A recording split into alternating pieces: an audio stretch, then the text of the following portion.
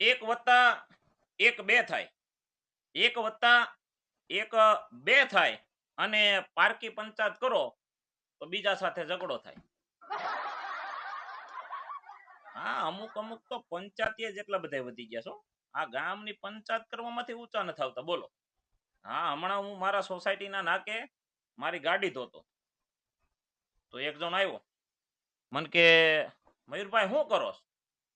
મેં કીધું કાંઈ નહીં, ગાડીને પાણી પાવશું. મેં કીધું હા, મોટી થઈ જાય ને તો મેં કીધું 4 વ્હીલ થઈ જાય મારે મેં એક પ્રોગ્રામમાં જવું હોય સારું પડે ને. હા, પંચાયત. હમણાં એક જગ્યાએ હું ઉભો ઉભો પાણી પીતો ગલે, તો એક જણ આવ્યું, મને કે શું કરો મયુરભાઈ? મેં કાંઈ નહીં, ગળું ચેક કરું, ગળું અહીંથી લીકેજ નથી થઈ ગયું. હા, પારકી પંચાયત, બોલો. અમુક અમુક ને પારકી પંચાયત માંથી ને જ ઊંચા નથી આવતા. હા, હમણાં અમે બે માણા ગાડી લઈને જતા હતા, તો અમુક સોસાયટી બેઠા જ હોય ધ્યાન રાખીને. હા, તો એક જણો મને કહેતો હતો, આવ્યા ને એટલે મન કે દવાખાને ગયા હતા? કેમ ખબર પડી ગઈ? મન કે તમે જાતા હતા, વાય ભાભી બેઠા હતા, ઈ કે ત્યાર નહોતા થયા ને, ઈ કે એટલે મને ખબર પડી ગઈ. બોલો, મેં આટલું મેં કીધું ઘેરે ધ્યાન રાખતો હોય તો. હા, એટલે અમુક અમુક જોઈજો પાર્કે પંચાયતમાં તું જા નતા આવતો. હા, હમણાં હું અને મારો મિત્ર બે હકો અમે આયલા જતા ગાર્ડનમાં, તે એક બેન ઓળખીતા મળ્યા ને, તે મેં વળી બેન ને કીધું, મેં કીધું બેન જય શ્રી કૃષ્ણ, મજામાં ને? મને કે મજામાં મજામાં. તમારો મિત્ર કે હકો. મને કે બેન ક્યાં રહેવાનું? ઈ કે વીઆઈપી રોડ માં છે. લે, રહેવા મકાન નથી તમારી કે? પેલા મેં કીધું ઈ વીઆઈપી રોડ માંથી એટલે વીઆઈપી રોડ માંથી એનો બંગલો છે, ન્યા રહે છે. હા, રોડ માંથી નથી તેરા. હા, એટલે મેં કીધું આમ મેં કીધું આવા સવાલ તો પૂછાય નહીં. હા, અમે જયારે ભણતા ને ત્યાં અમારે એક ગોવિંદો ભણતો. હા, એ ગોવિંદો લગભગ રોજ નિશાળમાં મોડો આવે. હા, તે એક દી નિશાળે મોડો આવ્યો ને, સાહેબે પૂછ્યું કેમ કે મોડો આવ્યો? હોય કે ટાઈમે કે નિશાળ આવવાની ખબર નથી પડતી કે? ગોવિંદો કે સાહેબ કે હું આવું કે ન આવું હું ફેર પડી કે તમારે કે નિશાળ સારું કરી દેવાની કે મારી વાત નહીં જોવાની કે. હા, અરે ઈ કે એમ ન હાલે ઈ કે. હા, ઈ કે આ નિશાળ છે, આ થોડું કે ધર્મશાળા છે, ગમે ત્યારે આયલો ઈ કે કેમ મોડો આવ્યો ઈ કે. પણ સાહેબ ઈ કે વાત તો સાંભળું હું. ઈ કે મારી ઘેર ઈ કે મહેમાન આવ્યા હતા ને, ઈ કે એમાં મારે મોડું થઈ ગયું. તો ઈ કે મહેમાનને તારે શું લેવા દેવા કે? પણ સાહેબ વાત તો સાંભળો. ઈ કે આ મહેમાન આવ્યા હતા એટલે મારે ઈ કે બજારમાં સામાન લેવા જવાનું હતું. હા, એટલે હું સામાન લેવા ગયો તો, અને મહેમાન આવ્યા હતા ને એટલે ઈ કે આજે દૂધ પાક બનાવ્યો. દૂધ પાક? સાહેબ ને દૂધ પાક અંતરમાં વાલો, દૂધ પાક બહુ ભાવે. એટલે ઓલા વિદ્યાર્થી કીધું સાહેબ ઈ કે દૂધ પાક છે ને, ઈ કે મારા બાઈ ઈ કે તમારી આટલું દૂધ પાક મોકલો. શું વાત કરી કે ગોવિંદા, દૂધ પાક અને મારા આટલું? ઈ કે વાહ, ગોવિંદો એટલો ગોવિંદો. તારી જેવો ગોવિંદા ઈ કે વિદ્યાર્થી નહીં, તું તો હોશિયારમાં હોશિયાર વિદ્યાર્થી. બે જા અહીંયા આગળ બેઠો તો ને એને કીધું અલે કોઠડીના તું પાછળ વયો જાય કે. હા, બોલો બોલો, ગોવિંદા ના આગળ બે દૂધ પાક લઈને આવ્યો તો ને મૂળ. હા, પછી સાહેબે વિચાર કર્યો. ઈ કે આ મારો બેટો ગોવિંદો ઈ કે કોઈ દી મારી આટલું કઈ વસ્તુ લાવે ને, આજ ઈ કે વસ્તુ લાવ્યો એનું કારણ શું? એનું કઈક રીઝન હશે ઈ કે. હા, તે સાહેબે પૂછ્યું ઈ કે આ ગોવિંદા કોઈ દી નહીં તું આજ દૂધ પાક લાવ્યો ઈ કે એનું રીઝન શું? ઈ કે સાહેબ સાંભળ, હું ઈ કે અમારી ઘરે મહેમાન આવ્યા હતા ને, દૂધ પાક ઈ કે મારા બાએ સુલે મેકો. ઈ કે દૂધ પાક ઈ કે ગરમ થઈ ગયો, ઉકળી ગયો. પછી કે ઠારવા મેકવો પડે ને, ગરમ ગરમ તો મહેમાનને દેવાય નહીં કે ઠારવા મેકો હતી. આ એમાં ઠારવા મેકો તો ને એટલે સીબુ ઈ કે અડધું ખુલ્લું હતું, ઠરી ગયો. ઠરી ગયો એટલે ઈ કે બહાર થી એક ઈ કે કૂતરું આવ્યું. ઈ કે અને કૂતરું ઈ કે ઈ દૂધ પાક બોટી ગયો. હે? પછી કે સાહેબ કે ઈ દૂધ પાક તો ઈ કે મહેમાન ને પવાય નહીં કે.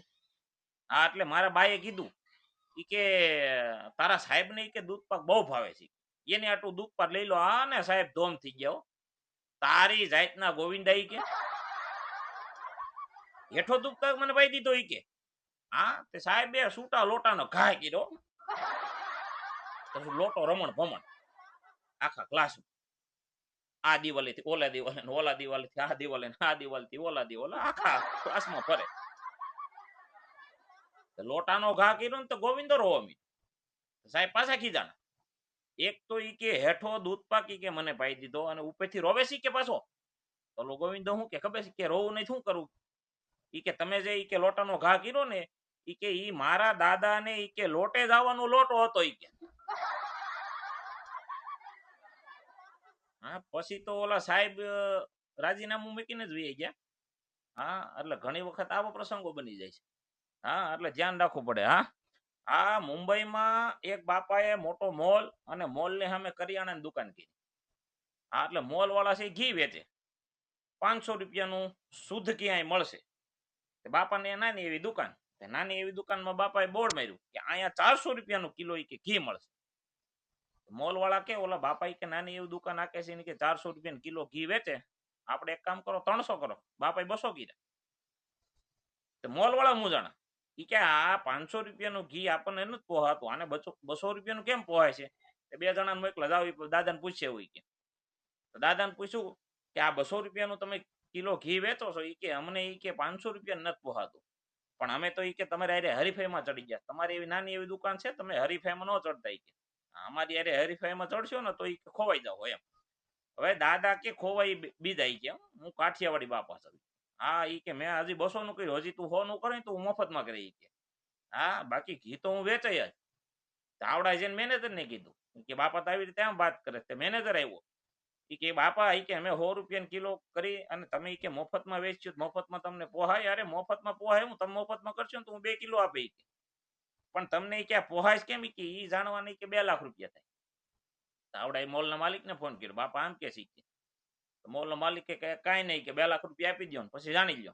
મેનેજર લઈ આવો 2 લાખ રૂપિયા. હાલ્યો ઈ કે દાદા 2 લાખ રૂપિયા. હવે કયો ઈ કે તમે ઈ કે આ ઘી કેમ ઈ કે 200 રૂપિયા કિલો વેચો છો?